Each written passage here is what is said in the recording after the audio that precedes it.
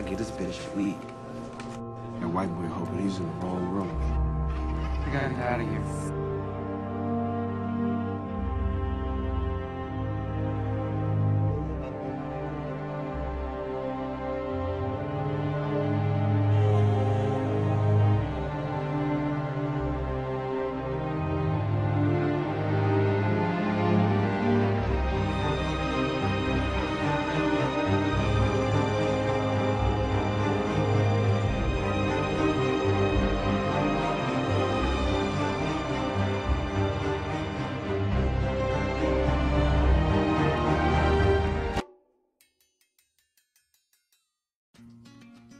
I am Allie Knoll. I teach 6th, 7th, and 8th grade AIG Language Arts at Myrtle Grove Middle School, a Title I urban middle school in Wilmington, North Carolina.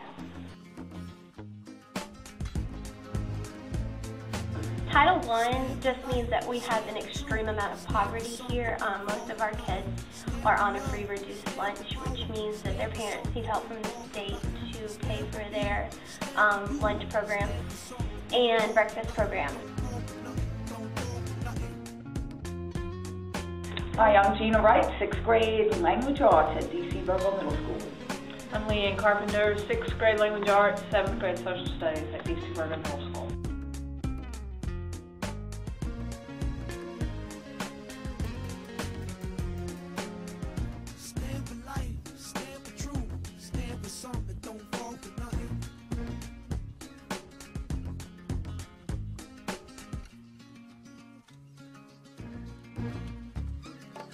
Being a teacher is difficult to begin with because you have different learning styles and all of that, but when you have such poverty and such different cultures in the same school, that has to be kind of set aside for a minute when you have to deal with whether or not a child's coming to school with a full belly, whether the child's coming to school with paper and pencils and the basic necessities. For over 20 years, I don't face really that many challenges that have to do with race. Our challenges are more behavioral. The challenges that we face more having to do more with the differences between cultures than a color issue.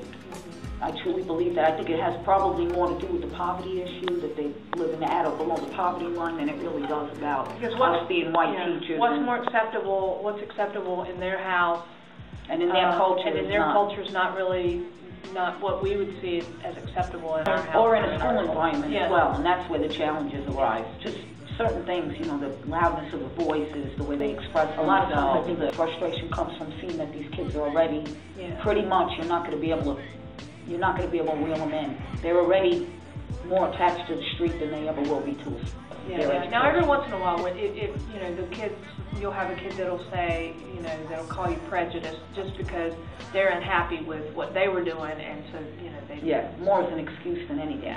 And the only other thing I think that I've ever experienced that was racially motivated was like racial epithets written in a book. What was I calling it? Miss Wright is a cracker and a bee in a book. The challenges of being in an urban school and a Title I school definitely affects your personal life. You get to know these kids on a really personal level because you become close to them. A lot of them don't have like a mom figure or a father figure or a sister figure in their life, and every year it happens, you get that one kid that you just fall in love with. And then when you hear about everything that they're going through at home and that gets brought to school, it's really hard to separate the two. And it can definitely take a toll on your personal life. Unless you're in it every day and you're seeing these kids going through this stuff at such a young age, you can't really relate. So when you go home and you try to explain the story, and people they just don't get it, they don't see it the same that you ever will. Until you get into the situation and you are actually the one teaching, and you know that these kids look to you for organization, they look for you for structure, they look for you for love, they look for you for all these things.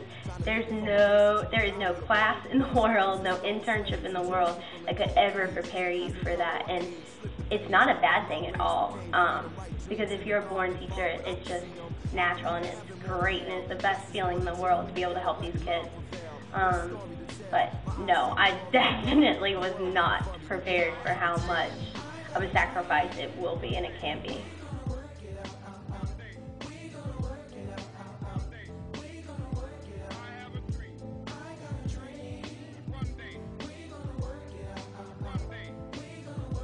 Oh, absolutely. I think they resent it a lot when we correct them, and it's almost as if like you're trying to make us something that we're not. Well, no, we're really simply trying to get you to a place behaviorally where you can learn. And to get them to understand that, you know, what may be acceptable in, you know, when they're hanging out with their friends, is not going to be acceptable in the workplace. I think that's the resistance, where we see the resistance. They don't want to give that up. They want to carry it over, and they don't understand that it doesn't work. It doesn't work in a classroom. It won't work in a courtroom. It's not going to work in an office building. It just doesn't work.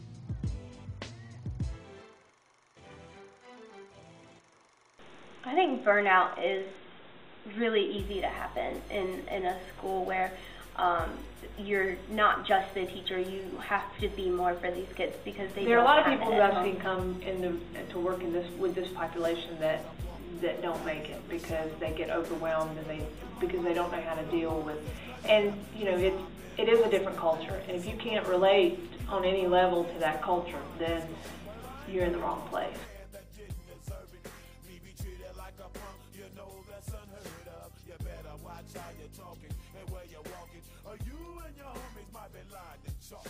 I really hate the trip, but I gotta low. As they croak, I see myself in the pistol smoke.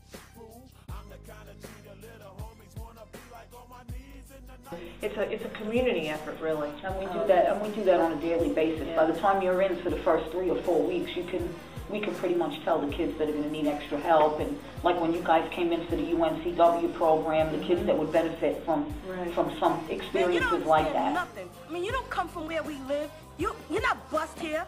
Do you have a choice to get on that bus? Man, you come and live in my neighborhood for 1 week, and then you tell me if you got a choice. But there are a lot of people who live in your neighborhood who choose not to get on that bus. What do they choose to do? They choose to go out and sell drugs. They choose to go out and kill people. They choose to do a lot of other things, but they choose not to get on that bus. The people who choose to get on that bus, which are you, are the people who are saying, I will not carry myself down to die. When I go to my grave, my head will be high. That is a choice. There are no victims in this classroom.